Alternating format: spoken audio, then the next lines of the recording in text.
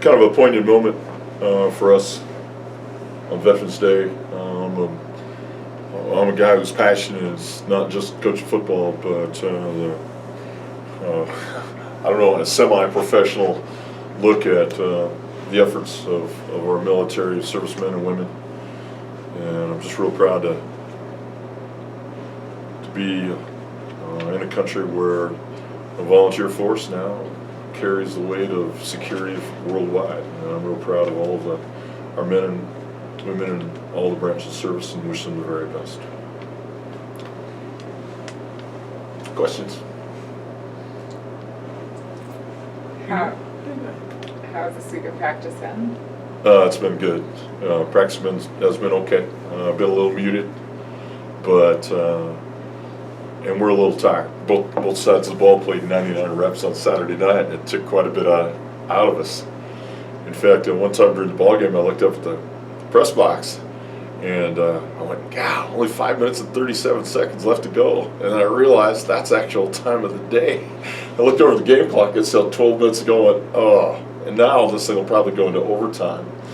And so the long-term impact of 99 reps on both sides of the ball is wearing out a football team. So we've been pretty quiet. Then on Sunday night, we registered. We have priority registration at midnight. If that's called priority registration. So, but we were up all night registering for spring classes. So we're a little tired, and we'll need these next couple of days to get caught back up and be ready to go on Saturday. It's a very good Montana State team led by one of the dynamic players in this conference or in any team at our level. I saw that you announced Michael Sanders will be the quarterback. Michael Sanders slides back into his starting quarterback position. Tanner has played pretty well at times. He's also played like a baby learning how to use a spoon for the first time. Both quarterbacks have had moments where they've just been brilliant, moments where their inexperience shows through. We're coming off a year when our quarterback had been in the program for 3 years before his final year, and that's just not the case, and it just shows you the impact of the longevity of being in a program. That Justin Arias was a luxury that neither one of these two guys have been able to afford, but they will in the future. Mike, what was the determining factor in your mind to restart Michael? Tanner's too young to be able to keep making mistakes. They will have a long-term impact on his career if we allow him to keep going. I've seen this time and time again where you take a redshirt freshman, sometimes even a redshirt sophomore, and you force feed them and make them, and you think you're doing a good job because they're learning, and really what they're doing is they're evaporating their confidence. And it's time for Tanner to step away, allow his game experience to teach him how to practice better and more effectively and efficiently, and allow Michael, who's already had some battle-testedness to him, to be able to get back in there and show what he's been able to do since his layoff. So I'm excited for where both guys are at in our program. I'm bitterly disappointed that we have had to go through this because this was never our intention to have such a raw rookie quarterback situation at Idaho State.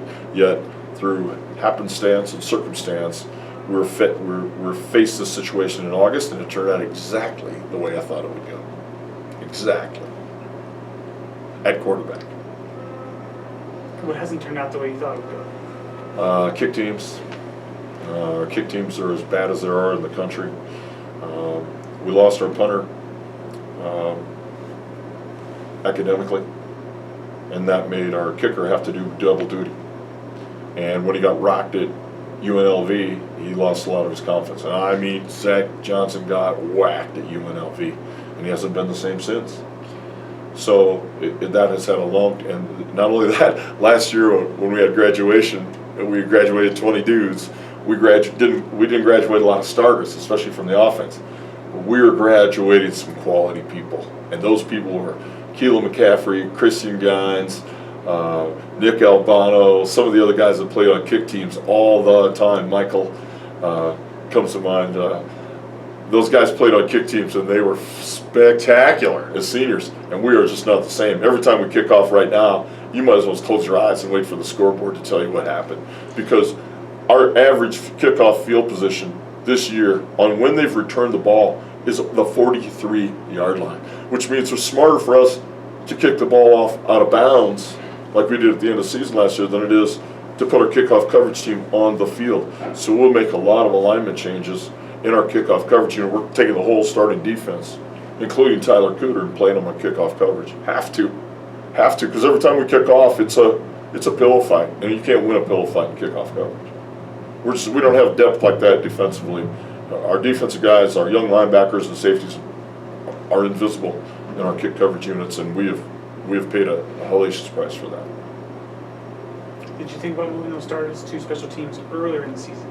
Yeah, but then they were starting to become unavailable. We lost C.J. Langlow for a long period of time, and after his performance on Saturday, now you know what we lost. We lost Jake Pettit for a while early in the season. We lost Tyson. We've lost Cody Sorensen. So we've lost enough good players over the period of time that just kept our kick teams mired in a command performance of bad performance. Is what I call it. Does it somehow, though, Mike, going through the struggles that you've gone through this year as a team, does that at least give some experience, or going through the process like for next year or for future? If you're referring specifically, Mark, just to kick teams, I'd say not. I don't see it. I don't see it. There's young linebackers that are playing those kick teams that aren't playing very well, and they're not getting better. And there's some young linebackers that are down on scout team with me, and I don't see them being able to be effective for us next year's kick teams. This is a recruiting issue for us. We addressed it a couple of years ago by signing 4 junior college linebackers, and those guys, P.J. Grimeau, Eric Nelson, 2 other guys, they played all the time on kick teams, and it really added to a kick teams unit that needed that soldiering to help us become better, and that's why we were so proficient last year on kick teams as opposed to this season. In fact, speaking of kick teams, there's a lot of angst on what happened to us on our PAT field goal team. My answer to that is, when was the last time you saw us line up to kick a meaningful field goal? And the answer to that is, not in my career here. No, not in 5 years of games have we kicked a field goal to decide the game. Ever. So it was the first time experience, not only for all of our players, but for our coaching staff and for me. And I don't say, and now I know what our issues are, and we'll get those corrected. I mean, seriously, think back on our 5-year run here. We're never in a situation where you have to have a field goal. Well, that was our first one. And actually, the execution was just outstanding in a lot of spots on that play. But again, our lack of experience of being in that moment now has been addressed, because now we've been there, and now we know how it can go if it doesn't go right. Mike, I've been just personally trying to think of a game that ever ended that way. Have you ever heard of a game? Michigan State this year. Oh, the punt. Weber State, Eastern Washington. Weber State kicker kicks 5 field goals and misses 1 at the buzzer. And Weber State beats Eastern. Eastern's out of the playoffs, and Weber's still for the title. Well, I kind of meant, though, with the bad snap. It's all the same, though, Mark. It's all the same. Whether it's a bad snap, a bad hold, a bad kick, it all equates to too much bad. And that's why we always, our primary slogan, we got a lot of slogans, some which you can't really repeat. But one of them is that kicking field goals ain't winning games. Well, it's bad English, but it's really true. In college, kicking field goals is not winning games. And we have to settle for field goals that feels like a turnover, whether we make the field goal attempt or not. And we also say to our defense, force them into a field goal, it's the same as a turnover. Plus, we get a block in the game, a field goal block in the game from Tyler Cooter, one of the great plays, one of the unsung plays of the game. It's one of those plays in which everything is possible on a field goal that can go wrong, whereas if you score a touchdown, not only you got points on the board, but now you're tacking it on. Forced us the missed PAT in the second quarter came all the way back to be Lizzie Borden's mom. It was just the ghost in the room. It was the ghost that rode with us the whole time. And it was an unforced error. And when you start talking about unforced errors, and we go into tennis parlance, and I'm a guy that owns a tennis racket. I do. I use it for getting butterflies. But we lost service a couple times in the game, and the biggest time was in the third down play in the third quarter, and I tried to allude to it when we were in here on Saturday.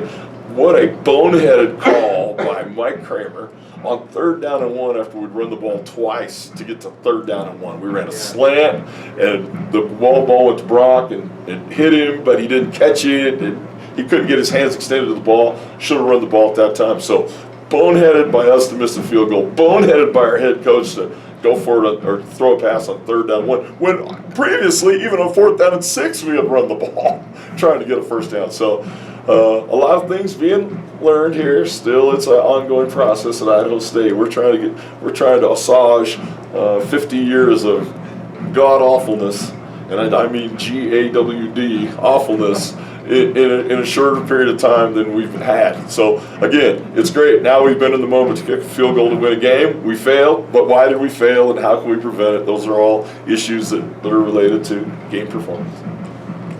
How does your team respond this next game after losing in such dramatic I've been asked that question a couple times today. My answer is I won't know till 2:35 on Saturday, and that's why you buy a ticket. I have no idea. We have picked ourselves up by the bootstraps so many times in this program. I have no doubt that we'll be fired up and ready to play against a Montana State team that's really in a position where they didn't want to have to be, and they are. And we'll see how they respond to how we respond. So a lot of great drama against by two teams that are falling way off the table in terms of what the postseason was supposed to be about for either team. Is there a legitimate concern that there is a possible hangover effect from the Montana? You could ask this question: would there be the same thing at 80-8, at 52-0, at 35-13 against Portland State? I think that's a legitimate question every single week in this program. We came in here as a coaching staff with a winning overall record. Our overall record is not very good, and we have not responded to all the losses we've accrued in a positive fashion all the time. Yet to have come off of a loss at Sacramento State, a team that we're really level with, but they really outdistanced us, to take a 2-week bye and turn it into a narrow one-play loss to Montana shows that this coaching staff has an idea about how to handle the moments. I think we're mature enough to see how we can make this, make our performance better on Saturday and make the plays that we did not make on Saturday. And what were some of those plays? The play by Ben Roberts on the fumble at the end of Montana's possession in overtime was the only thing that prevented Hayden Stout from going 97 yards. If Ben Roberts doesn't hustle on that play and make a tackle, Hayden scores and there is no field goal. When Brock Malcolm got tackled on the slant in midfield and slid off the guy's body, only Lebsock from the far side of the field, hustling, got over and jumped on his back. Otherwise, Brock springs to his feet and he's out. So those are the plays that we need to make by out-hustling our opponent. And individually, we got out-hustled on just a couple plays of almost 197 reps. But those plays are the difference. So you never know when you're going to be that guy.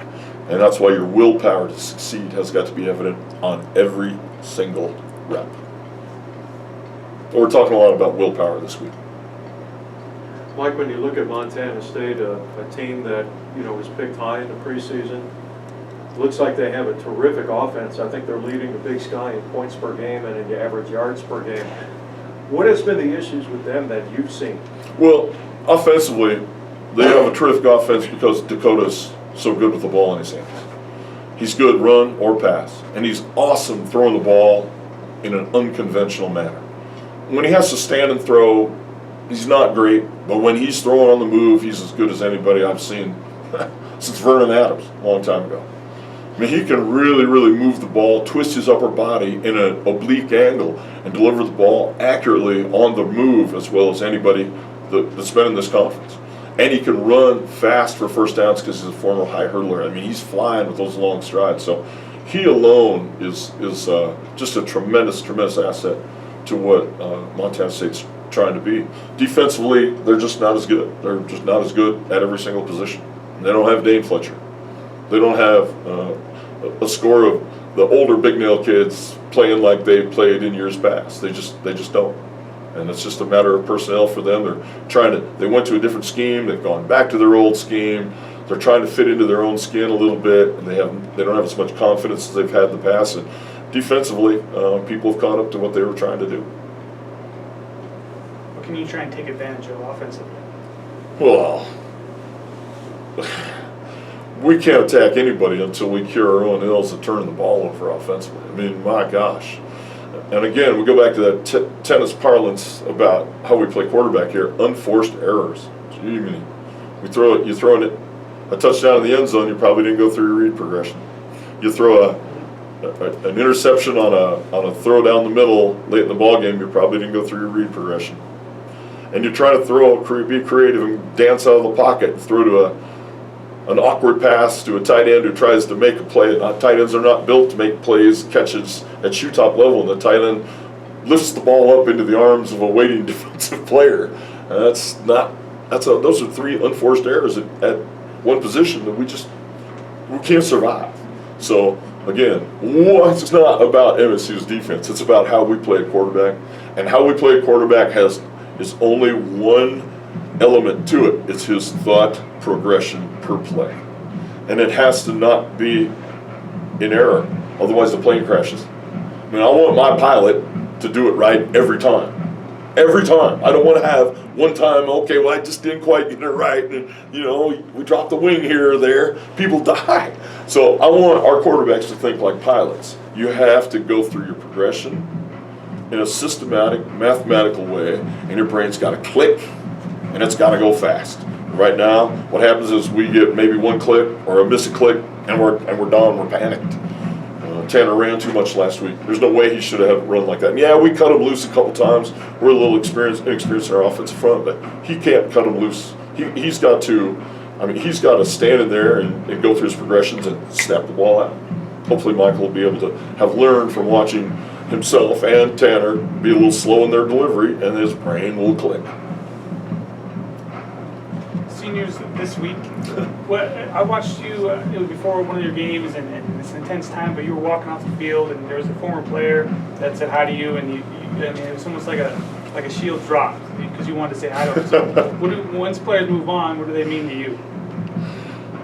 Well, when you've shared a common experience, I'm a mountaineer, and when you've shared a common experience and you've reached the height, it's an unbroken bond that really never goes away. And 19 seniors, guys who came into this program long before this program started thinking it was good. And these guys, a lot of these guys came forward 5 years ago when we were lower than the bottom of the dirt on your shoe. And some of the guys are recent additions, but they all shared in the growth and where we're at. Because I think there's a general sense of disappointment how we played in 2015 because of how well we played in 2015, and they authored that. So that's cool that they were able to author a rise in this program to where we could look at our season and say, man, this is not what we thought we were going to be. So that's good. That's really, really good. And a couple of those guys have been 4-year starters, and hopefully their parents will all come and everybody will get to celebrate them at the very end and as their last home game. And the next week, we'll have a week where we completely ignore them all week long. Our tradition is that when you're a senior in your last week, nobody says anything to you. Nobody touches you. They wouldn't look at you until Friday. So it's just old baseball stuff. So we've got some cool traditions inside our team, and some will be evident on Saturday against Montana State, and some of them we just have to wait for next week because the season's not over with by a long way. So let's go get Montana State. What do you mean you ignore them? We don't talk to them. We don't yell at them. We don't tell them anything. We don't ask them anything. When we shake it up at the end of practice, you're not allowed to touch them.